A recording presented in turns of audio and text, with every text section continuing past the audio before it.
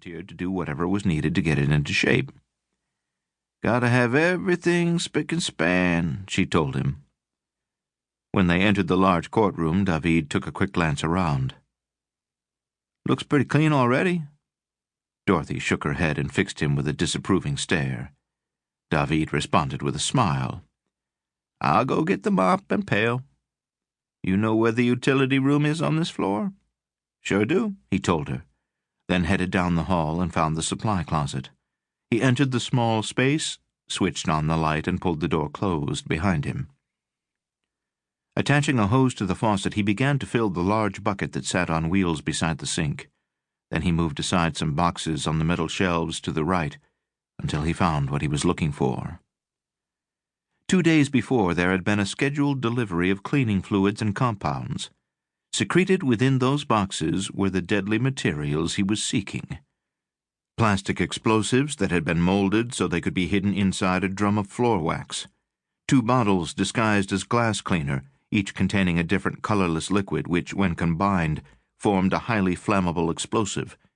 And timing devices, more difficult to conceal, that had been taken apart, their pieces stowed amidst the packing materials and inside the handles of 2 new brushes.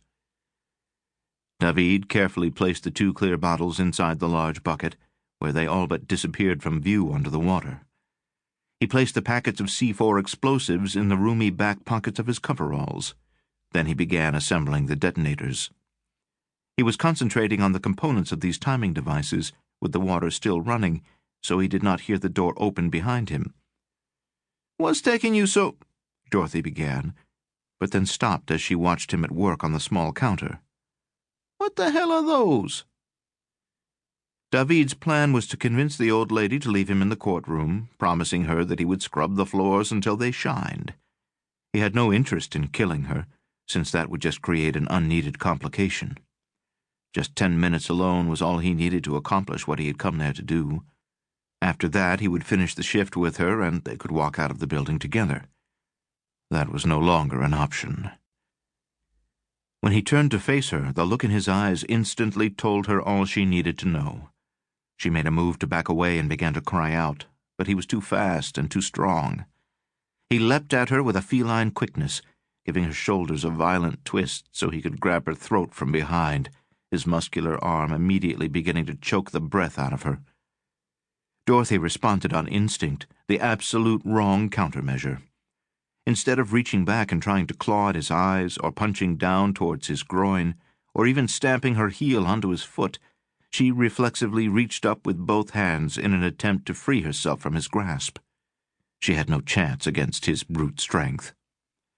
David increased the pressure, his forearm so tight against her throat she could neither breathe nor scream. The more she struggled, the sooner she ran out of oxygen. When her arms finally fell to her sides and her body went limp, he held on for another few seconds, then gave her head a powerful twist and snapped her neck. Certain she was dead, he let her go, her corpse sliding from his grip onto the floor. "Damn," he snarled aloud, faced with 2 unexpected problems. First, he had to find a place to hide her. Second, when he exited the building, he would need a plausible explanation why he and Dorothy were not leaving together. He could not afford to arouse suspicion.